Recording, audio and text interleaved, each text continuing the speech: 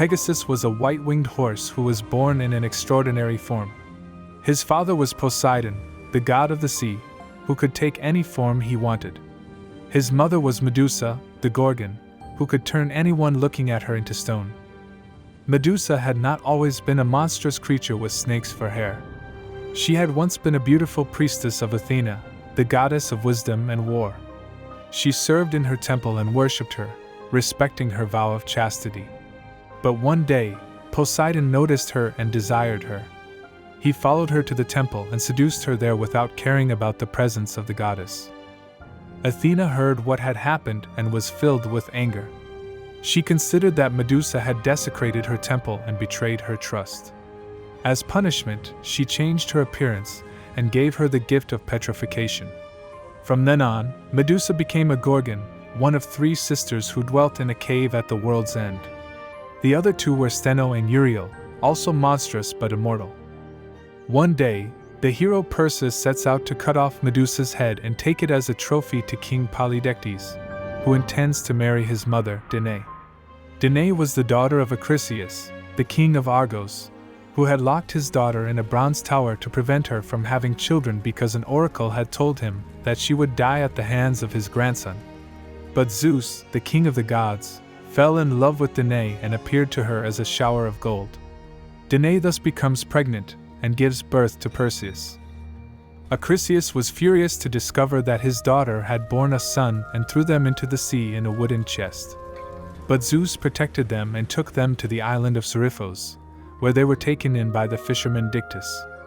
There, Perseus grows up and becomes a brave and muscular young man. But Dictys' brother, Polydectes, the island king, fell in love with Danae and wanted to eliminate Perseus. He invited him to a banquet and asked him to bring him the head of Medusa as a gift. Perseus accepted the challenge and set out to find the Gorgon. But he did not know where to find her nor how to confront her.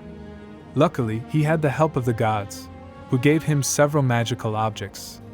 Hermes, the messenger of the gods, gave him a bronze sword capable of cutting through anything.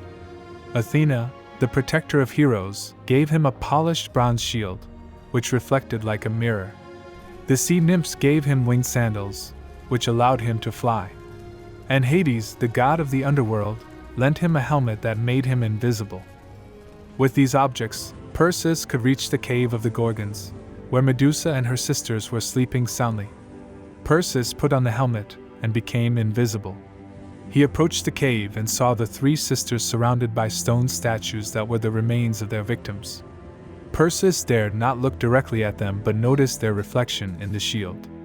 Thus, he was able to distinguish Medusa, who was the only mortal of the 3.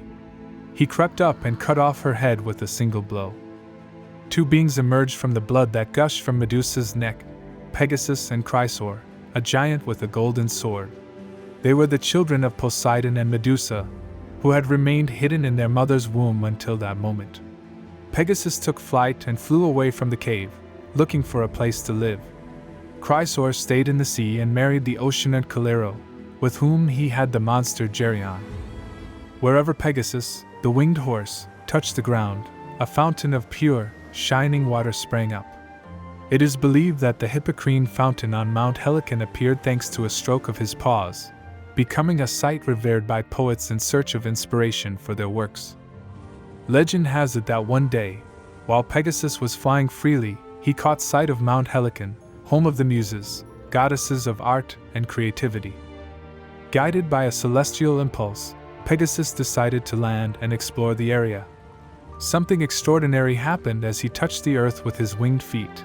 A fountain of fresh, pure water gushed from where his hooves made contact. This spring, called Hippocrene, which means fountain of the horse in Greek, became an essential site for poets, musicians, and artists searching for divine inspiration. The water of Hippocrene was believed to be imbued with the energy of Pegasus, the winged horse linked to the muses and poetry.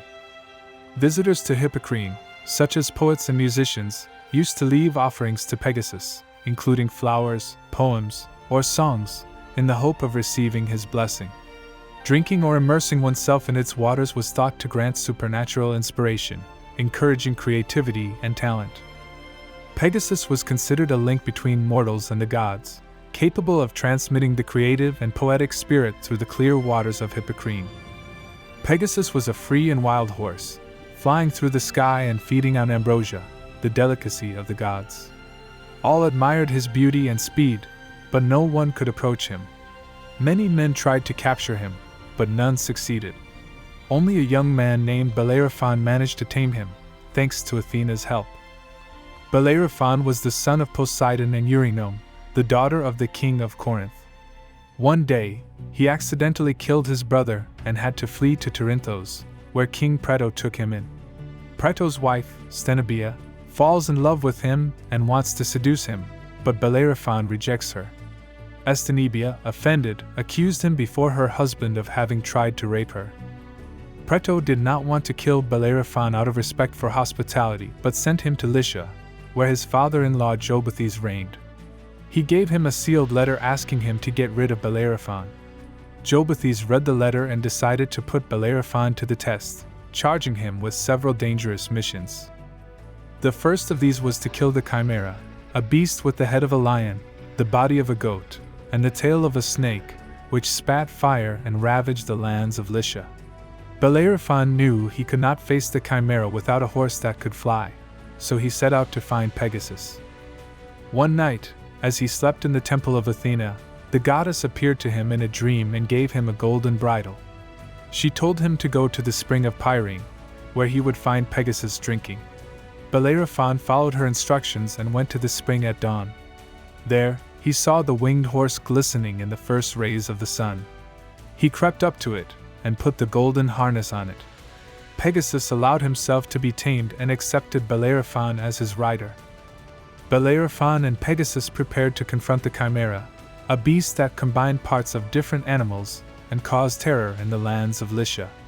They flew to its lair and found it roaring and spitting fire. Bellerophon hurled his arrows at the beast, but they did not harm.